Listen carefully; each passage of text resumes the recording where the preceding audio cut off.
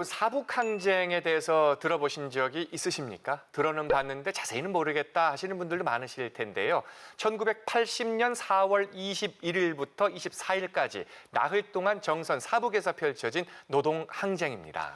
네, 부당한 노동 환경 또 인권 탄압에 맞서서 이 탄광 근로자들이 총파업을 하면서 일어섰고 그런 가운데 이제 충돌도 일어났었죠. 그 과정에서요, 경찰관 한 명도 숨지고 그 강부들도 매른없이 고문을 당하고, 그리고 그 무장 경찰관 있지 않소? 네. 그리고 무력 충돌도 있었고 이렇다니요. 예, 이게 저 1980년대 우리나라 노동운동의 신호탄이 됐다 이런 역사적 평가도 받고 있는 거거든요. 사북항쟁, 올해가 바로 그 사북항쟁 40주년이 되는 해입니다. 그날 그곳에선 어떤 일이 있었고 우리 현대사엔 어떤 가치를 느끼게 해주고 있는가. 남은 과제는 또 무엇인가 여러 가지를 두루두루 짚어보려고 합니다. 오늘 한림대학교 김아람 교수님 모셨습니다. 어서 오십시오. 예, 안녕하세요. 예. 안녕하세요. 자, 먼저 사북항쟁에 대해서 많은 분들이 궁금해하실 것 같습니다. 사북항쟁 당시에 그 중심에 계셨던 분들은 그 고초를 상당히 많이 겪었다라고 아직도 얘기를 하고 계시는데요. 당시 상황이 어땠는지부터 먼저 좀 얘기를 좀 해주시죠. 네. 사북항쟁은 사실은 1980년 4월 21일에서 24일까지로 잘 알려져 있긴 한데요. 그 시발점은 사실 그 전해였습니다. 79년부터 노조에서는 좀 민주적인 노조 운영을 하자, 선거를 부정선거로 하지 말고 선거를 잘 치러보자라고 하는 요구를 했었고, 서울에 있는 광산 노동조합에 그런 것들을 이제 요구를 하러 상경을 했었습니다. 네. 그런데 그때 그 당시 회사였던 동원 탄좌 주식회사의 노조 지부장이 단독으로 혼자서 임금 인상을 원래 그 노조에서 계획했던 것과 다르게 절반만 인상을 하자라고 결정을 해버린 거죠. 그래서 서울에서부터 사실은 이 상황이 문제가 됐었던 것이고, 그러다가 4월 22일을 앞두고서 원래는 평화적인 이제 집회를 하려고, 회사에 이제 문제가 있다 보니까 평화적인 집회를 하려고 신고도 했고 허가를 했음에도 불구하고 경찰이 그 광산에 이제 작업장에 노동자들이 모이는 걸 막기 위해서 경찰이 들어왔는데, 이때 이제 큰 사고가 벌어지게 됩니다. 그 사고가 바로 경찰의 지프차에 이 광부 한 분이 치이게 됐던 것이죠. 그런데 이 경찰이 광부를 차로 치이고 그냥 가버렸습니다. 네. 그래서 당시에 이 광부들이 경찰이 사람을 죽였다. 네. 라고 생각하게 됐고, 당시에 그분은 사망까지 하신 건 아니지만 이제 큰 부상을 입으셨던 거죠.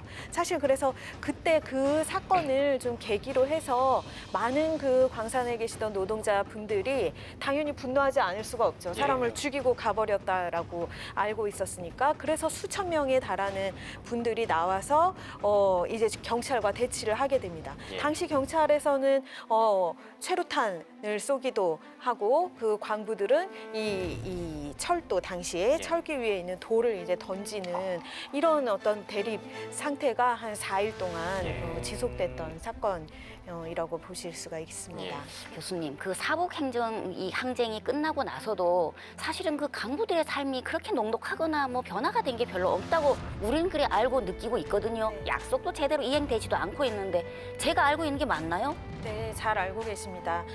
그 약속 중에서 사실은 가장 중요한 것이 그 4일 동안의 이 대치 상황에서 사건들을 경찰에서는 처벌하지 않겠다라고 하는 것이 이제 중요한 약속의 하나였고, 그렇기 때문에 이 농성을 하던 파업을 하던 것을 이제 풀게 되었던 것인데, 사건이 끝나고 나서 한 열흘, 이제 보름 정도 지났을까요? 5월 6일 그 시점이 됐을 때 그 당시에 이 노동조합에서 이제 간부 역할을 하는 사람들을 회사 측에서 모읍니다.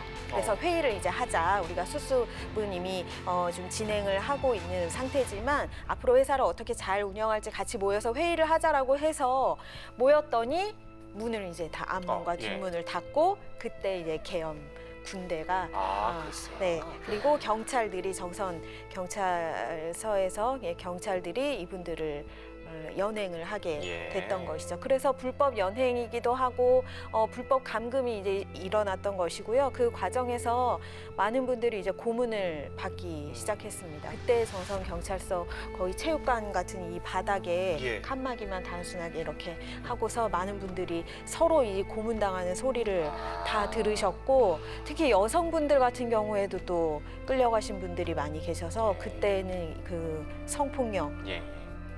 이라고 할 수 있는 그런 고문들이 사실 벌어졌었던 것이죠. 예. 여러 가지 측면에서 이 피해자들의 명예 회복도 여전히 지지부진하고 또 보상도 그렇습니다.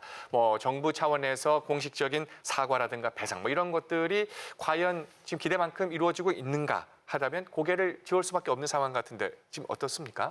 이 불법적인 구금, 고문 이것이 있었다는 사실로도 이분들이 민주화 운동 관련자로 인정이 되기도 했습니다만 예. 인정된 분들은 27명, 20여 분 정도에 불과하고 사실은 그때 당시에 끌려갔던 남은 한 130여 분 정도의 아직 그 행방도 알고 그래요? 알지 못하고 있는 상태입니다. 그래서 사실 이분들이 어떠한 피해를 입었는지 최소한의 조사도 되고 있지 않은 상황이기 때문에 이 부분이 사실 해결되기 위해서는 국회에서 특별법을 사실 제정해야 하는 과제가 남아 있고요. 정부 차원에서는 우리 그 최문순 도지사님께서 강원도 차원에서의 사과는 하신 바가 있습니다. 네. 그런데 정부에서 이때 당시 특히 그 군사 정권 시기에 있었던 이런 피해들에 대해서 국가 차원의 사과를 해주시기를 간절히 좀 바라고 있고요. 이것이 가능하기 위한 특별법 제정을 좀 준비하고 있습니다. 예. 일단 40주년 자체는 4월이었는데 그때 코로나 국면이고 이래서 기념식도 좀 미뤄지고 이랬었지 않습니까? 이건 지금 앞으로 남은 뭐 올해까지 40주년을 맞아서도 여러 가지 활동들이 진행은 되고 있을 것 같습니다. 좀 소개를 좀 해주세요. 8월 7일, 8일에 뮤지컬 공연이 사북에서 예. 있었고요. 네. 또 콘서트가 진행됐었고 춘천과 서울에서 그 작가분들, 우리 특히 강원도 출신 작가분들이 많이 참여하셔서 네. 탄광과 관련한 작품들 좀 전시회도 해주셨습니다. 그래서 연말까지는 아마 뭐 이와 같은 큰 행사를 하기는 어려울 텐데요. 여전히 그럼에도 불구하고 사북 지역에서는 이 항쟁을 계속 기억하고 기념하려는 노력들을 지금 하고 있고요. 예. 다큐멘터리도 사실 또 제작 중이어서 이 다큐멘터리 영화는 내년 지금 개봉을 목표로 하고 있으니까요. 예, 많은 예. 관심 가져주시면 좋겠습니다. 네. 지금 여러 가지 작품들, 지금 말씀하신 그런 일들 중에서 교수님도 관여하시는 바가 많은 듯한 느낌입니다. 저는 영화 배우신가요? 저는 예술적인 능력은 없어서 뮤지컬이나 뭐 영화는 사실은 예. 어렵고요. 저는 이제 학술 행사 중심으로 하고 있어서 그 질문 주셔서 감사한데 사실 하반기에 학술 행사를 예. 또 하나 지금 준비되고 있군요. 준비하고 있습니다. 예. 여기서 또 하나 힌트를 여러분께 드리자면 저희 MBC 강원 영동에서도 이 사북과 관련한 멋진 특집을 하나 올가을에 준비하고 있습니다.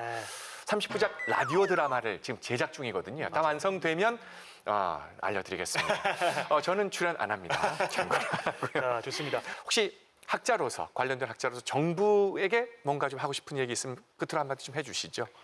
사실은 이제 시간이 별로 없다라고 하는 걸 꼭 말씀드리고 싶습니다. 우리 이 폐광 지역도 역시 마찬가지지만 이 지역에 지금 살고 계신 분들한테는 병든 채로 아무런 그 사과도 보상도 받지 못하고 그렇게 그 자기 희생만을 안고서 남은 생을 살아야 되는 그런 지금 시점이기 때문에 국가 차원의 사과 그리고 특별법을 만들 수 있는 여건을 만들어 주십사 말씀드리고 싶습니다. 예.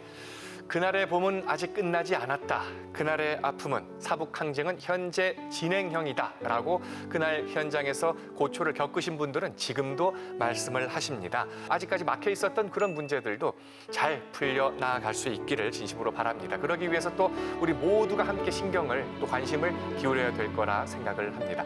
김아랑 교수님과 함께한 시간 오늘 기억하겠습니다. 고맙습니다. 고맙습니다. 감사합니다.